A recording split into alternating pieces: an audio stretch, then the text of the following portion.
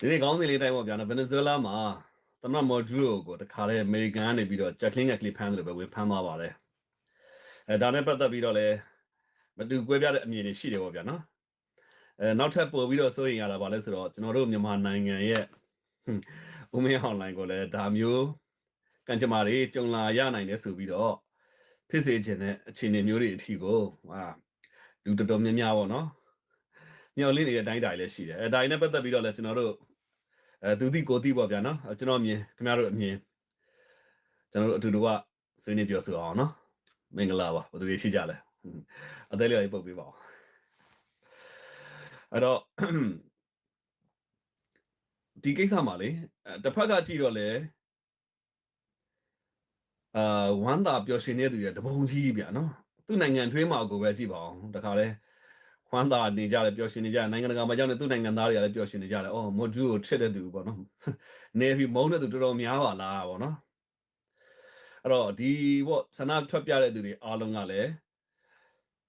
းဒါသူတို့ဘက်ကကြည့်မယ်ဟဲ့ဆိုလို့ရှိရင်မော်ဒူကိုတခါတည်းဒီအမေရိကန်ဖမ်းမိတာဟာပျော်ရွှင်စရာဝမ်းသာစရာပေါ့ဗျာဖြစ်နေတာပေါ့ဗျာနော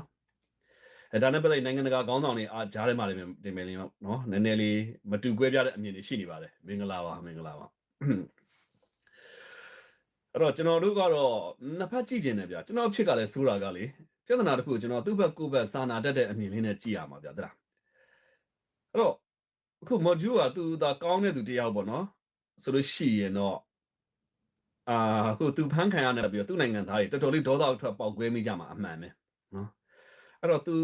မကောင်းလို့ထင်ပါတယ်နော်သူ့ကိုမကြိုက်မနစ်တဲ့သူတော်တော်များတယ်တော်တော်များပြီးတော့တခါတည်းအမေရိကန်တော့ကျေးဇူးတင်တဲ့ပုံစံမျိုးတွေရှိနေတယ်နော်ဦးမင်းအောင်လိုင်းလက်လာလိုက်မယ်လို့ထင်သလားပေါ့နော်အဲ့ဒါနဲ့ပတ်သက်ပြီးတော့ကျွန်တော်သုံးသပ်ပြပါမယ်နော်သုံးသပ်ပြပါမယ်အဲ့တော့သူ့ကိုမုန်းတဲ့သူတွေတော်တော်များသလိုသူ့ရဲ့သဘောမနှောရပါဘူးနော်သူ့ကိုချစ်တဲ့သူလည်းရှိမှာပါသူ့ကိုချစ်တဲ့သူတွေအနေနဲ့နိုင်ငံကိုဆက်လက်ပြီးတော့ကာကွယ်စောင့်ရှောက်သွားပြီးတော့ဟလာအချုပ်ချအာဏာဒီနေရာမှာကျွန်တော်တို့ကတော့ပုံမှန်လင်းပြောမယ်ဥပဒေတွေဒီနေ့ပဲကျွန်တော်စကားပြောချင်ပါတယ်နော်ဒီနဲ့ပတ်သက်လာလို့ရှိရင်တော့ဒီလောက်ရက်ကနိုင်ငံတကာဥပဒေတွေကိုချိုးဖောက်တာဖြစ်နေတယ်ဗျဒီလားဘလောက်ကြီးပဲချစ်ချင်းမုန်းချင်းအပထားဗျာနော်ကျွန်တော်ကိုယ်တိုင်ပင်လျင်ပဲဒီသူတို့ပြည်သူတွေပေါ့ဗျာနော်ပျော်ရွှင်နေတာကိုမြင်ပြီးတော့ကျွန်တော်လည်းတနည်းအားဖြင့်မုဒိတာပွားမိပါတယ်မုဒိတာပွားမိပါတယ်ဗျာနော်ဒါပေမဲ့လည်းကျွန်တော်တို့ဥပဒေလုံထုံးလုံနည်းကိုကြည့်ရမှာပါနော်ဥပဒေလုံထုံးလုံနည်းတွေကိုကျော်လွန်နေတဲ့အတိုင်းအတာမျိုးတွေရှိတဲ့အတွက်ကြောင့်မို့လို့ဒီကိစ္စမျိုးဟာဘလောက်ကြီးပဲချစ်ချင်းမုန်းချင်းခံစားချက်ပေါ်မှာအခြေမတည်ပဲနဲ့ဥပဒေနော်ကဘာကြီးကဥပဒေမဲ့သွားမှာအရန်စိုးရိမ်တယ်နော်အရန်စိုးရိမ်တယ်ဒီဥပဒေမဲ့သွားကဘာကြီးကဥပဒေမဲ့သွားတာပြဿနာမဟုတ်ပြီမဲ့ကျန်တဲ့နိုင်ငံတွေပေါ့ဗျာနော်ကျန်တဲ့နိုင်ငံတွေကမလုံခြုံဘူးလို့ခံစားလာရလို့ရှိရင်ကဘာကြီးတည်ငြိမ်မှာမဟုတ်တော့ဒီလောက်ရက်ကတော်ကိုသမ္မတထရန့်အနေနဲ့ပေါ့နော်ဥပဒေကိုချိုးဖောက်သွားရရောက်ပါတယ်အဲ့တော့အမေရိကန်နိုင်ငံရဲ့ဒီကွန်ဂရက်ရဲ့ခွင့်ပြုချက်လည်းမပါဘဲနဲ့နိုင်ငံတစ်ခုကိုဝင်ရောက်စစ်ဝင်တိုက်တယ်ဗျာဒါအဲ့ဒါကဒီသမ္မတထရန့်ကသူဥပဒေကိုချိုးဖောက်လိုက်ပြီနိုင်ငံတကာဥပဒေအားဖြင့်ဆိုလို့ရှိရင်လည်းချုပ်ချာအာဏာပိုင်နိုင်ငံတစ်ခုကိုဒါမျိုးဝင်ရောက်တိုက်ခိုက်တာဟာတရားဥပဒေနဲ့နိုင်ငံတကာဥပဒေနဲ့လည်းညီစွန်းနေပြီနော်အဲ့တော့ဒါမျိုးလုပ်ရကြအောင်လဲကြံတဲ့နိုင်ငံတွေကပါငါတို့ကာကွယ်ရတာမဖြစ်မနေဆိုတော့မလုံခြုံတဲ့စိတ်ဓာတ်မျိုးတွေခံစားလာရလို့ရှိရင်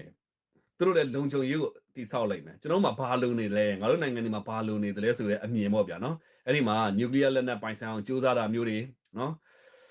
အဲ့လိုမျိုးတွေဖြစ်လာမယ်ဆိုတော့ကဘာကြီးတစ်ခုလုံးကနျူကလ িয়ার လက်နက်တွေကိုစီပိုင်ဆိုင်လာကြမယ့်အခြေအနေတွေရှိတယ်အဲ့တော့နျူကလ িয়ার မရှိတဲ့နိုင်ငံဟာတအားဆင်းရဲပါတယ်အဲ့တော့ကဘာကြီးမလုံခြုံမှုတွေခံစားလာရမယ်ပေါ့ဗျာနော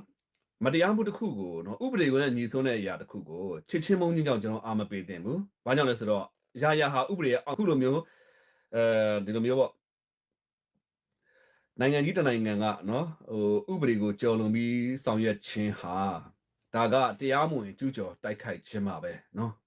တရားမဝင်ကျူးကျော်တိုက်ခိုက်ခြင်းပဲဖြစ်တယ်ဗင်နီဇွဲလားဒါမျိုးဘဝဘာကြောင့်ရောက်နေရလဲဗင်နီဇွဲလားကလည်းအမေရိကန်နိုင်ငံပိတ်ဆို့မှုဒဏ်ခတ်မှုတွေဘာကြောင့်လဲဆိုတော့ဗျာအမေရိကန်နိုင်ငံနဲ့ဗင်နီဇွဲလားနဲ့ဘာကြောင့်မို့လို့ဒါမျိုးပေါ့ရန်သူဖြစ်နေရလဲဆိုလို့ရှိရင်အမေရိကန်ဟာဆိုရှယ်လစ်စနစ်ကိုတအားမုန်းပါတယ် ဘာကြောင့်မုန်းလဲဆိုတော့ socialist ရဲ့အတွေးခေါ်တွေမြန်မာနိုင်ငံဖြစ်ပါတယ်အမေရိကန်နိုင်ငံထဲမှာပြန်ပွားလာတာနဲ့ဘာတွေဖြစ်သွားနိုင်လဲဆိုရှင်အမေရိကန်နိုင်ငံမှာတထေးမုန်းတီးမှုတွေဖြစ်လာမယ်အမေရိကန်ကအခုကတထေးတွေနဲ့တိဆောက်ထားတာနော်တထေးတွေကအရာရာကို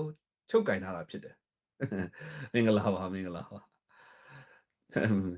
ကျော်စန်းဝင်းနဲ့မင်္ဂလာပါနော်မှန်ပါ